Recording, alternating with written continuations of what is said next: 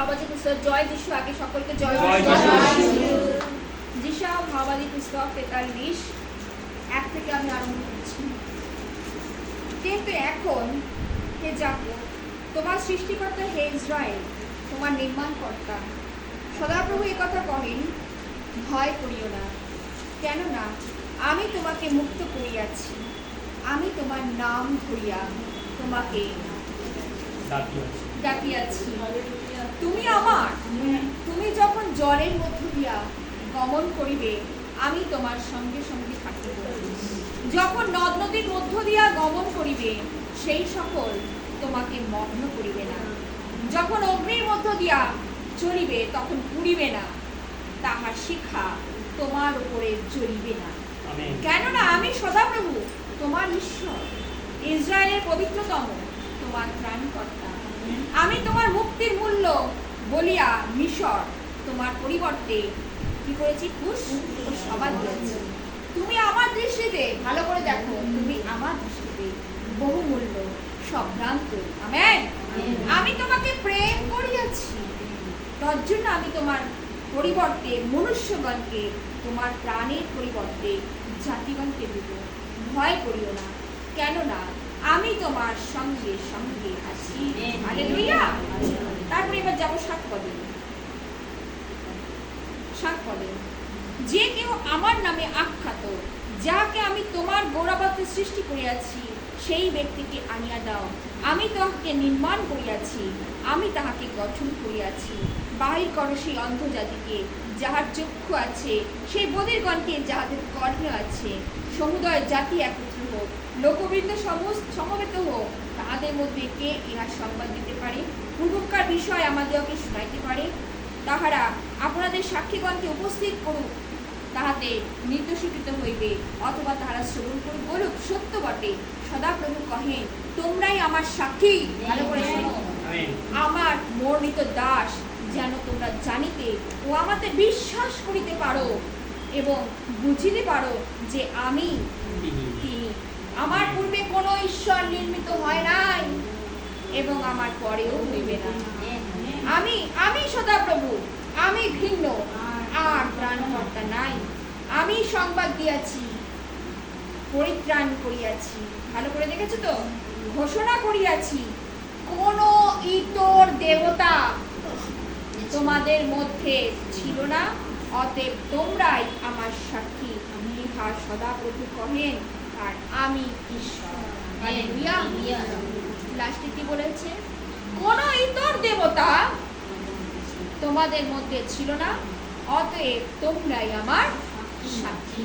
তিনি পূর্ব হইতে একই কথা বলছেন না? আমার আগে কেউ ছিল না, আমার পরেও কেউ ছিল না। হালেলুয়া। এবার আমি যাই। তাই প্রভু বাক্য বলছিল, এখন যিশায় ভাবাদির মধ্যে 43 সেটাকে বলছে, প্রভু বলছেন, হে আমার যাকব। যাকব কি করেছিল আমরা জানি? প্রতারণা করেছিল, তাই তো? তথাপি যাকবকে তিনি কি করেছিলেন? আশীর্বাদ যুক্ত করেছিলেন। Amen, amen. আর আমরা জানি যে আশীর্বাদ যুক্ত করার পরে তিনি তাকে কি করেছিলেন? ইসরায়েল প্রতারণা করেছিল, ঠকবাজি করেছিল এসব সাথে, না জানি? ভাইয়ের সাথে কি করেছিল? প্রতারণা করেছিল। আর কি করেছিল? ঠকবাজি করেছে, প্রতারণা করেছে। আর যেটা করা উচিত নয়, ভাই ভাইয়ের সঙ্গে সম্পর্ক কি হয়? নষ্ট হয়। সেই সম্পর্ক সে কিন্তু নিজেই নষ্ট করেছিল, তাই তো? নষ্ট করে সে কি ভালোভাবে ছিল? সে পালিয়ে পালিয়ে বেড়াচ্ছিল, এ প্রান্ত থেকে আর প্রান্ত, কার ভয়? খালি একমাত্র দাদার ভয়। কিন্তু দাদা কি সেরকম চিত্ত ছিল?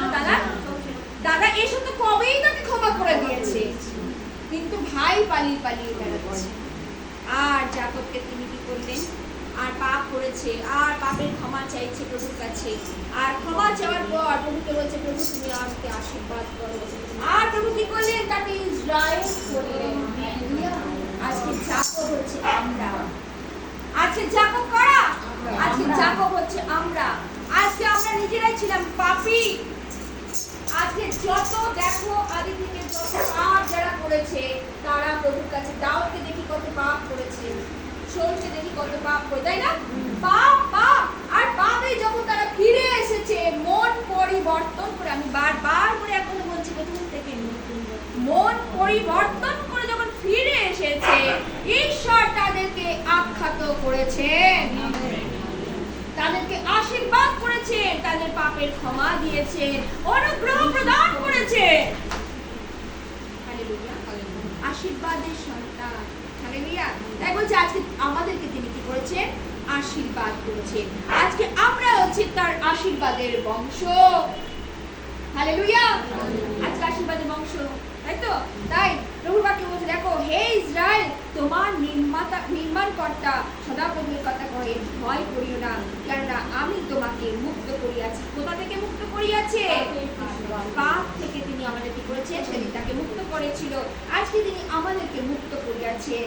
আমি তোমার নাম ধরে ডাকিয়াছি। হালেলুয়া।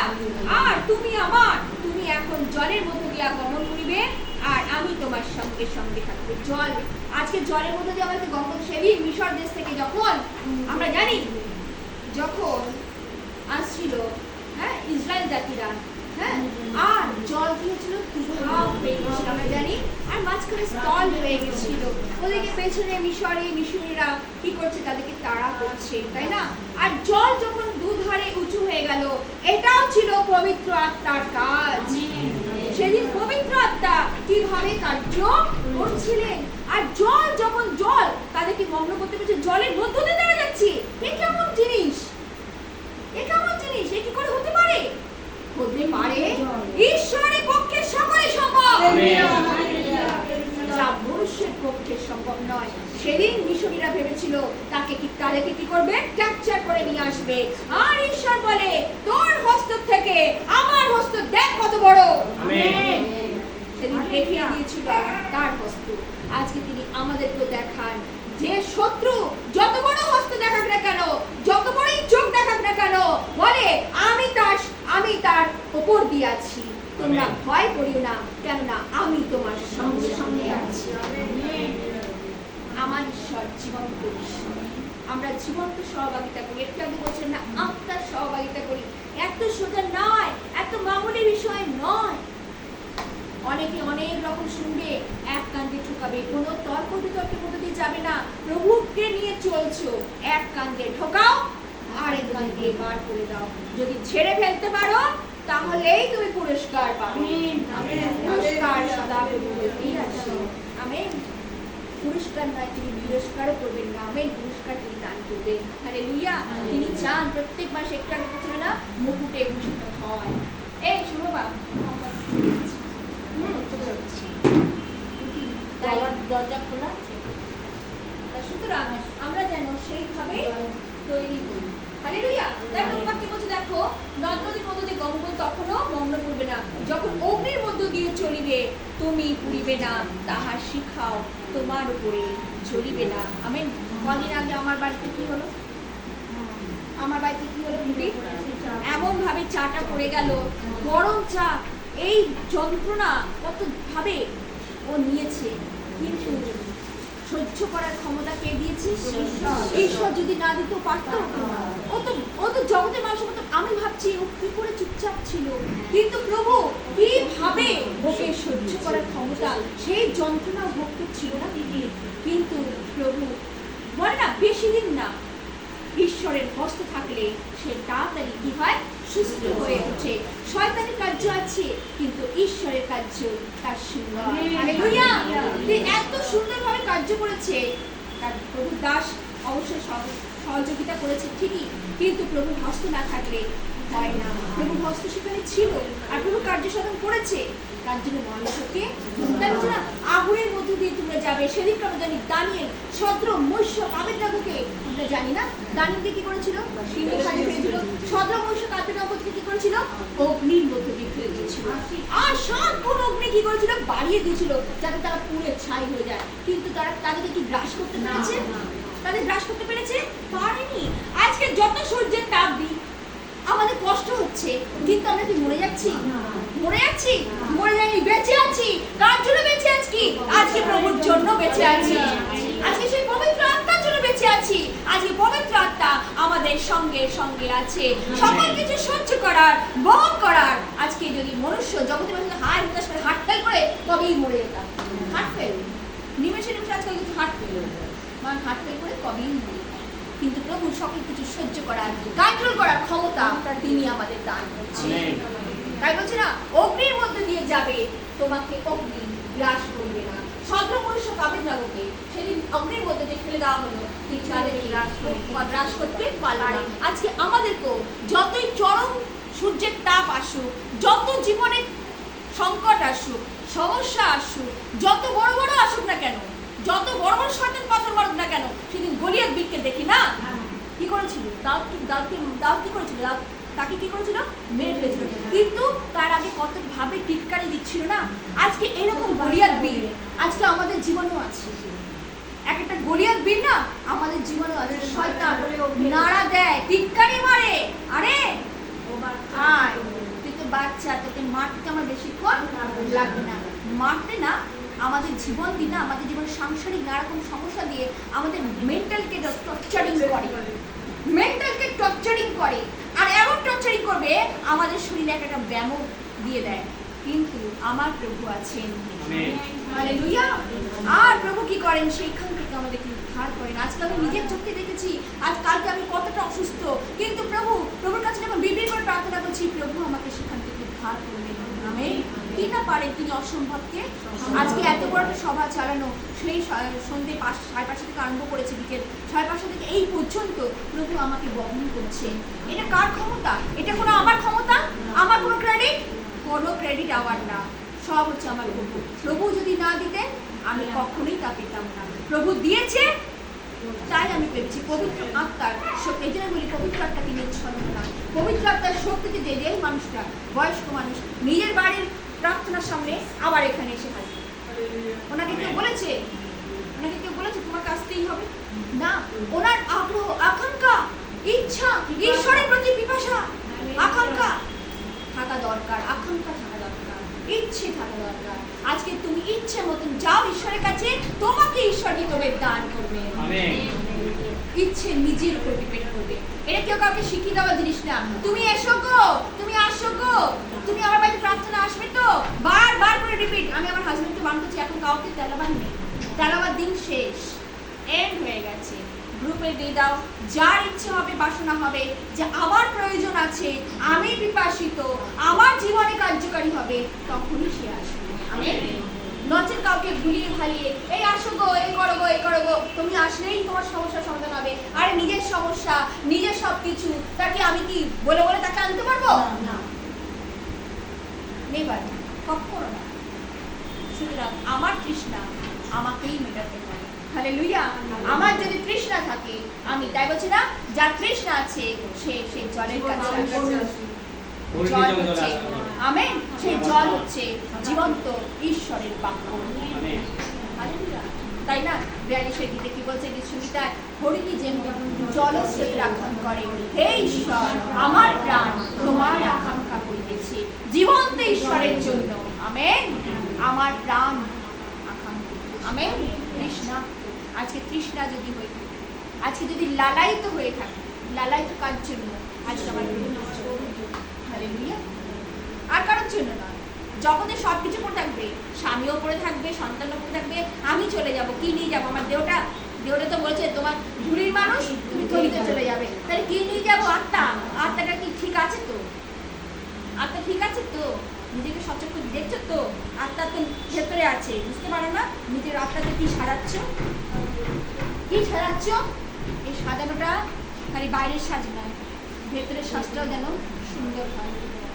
বাইরে সুন্দর কাপড় চোপড় পরলাম, হয়ে গেল, আমি ঠিক আছি, হয়ে গেল না। ভেতরে তো সুন্দর গুছিয়ে গেছি, পরেছি তো কাপড় চোপড় সুন্দর মতন পরেছি, সব কিছু সাজিয়েছি, যা যা সাজানো দরকার সাজিয়েছি তো। এই জন্য সাজানোর জন্য ঈশ্বরের বাক্য সুসজ্জিত করো।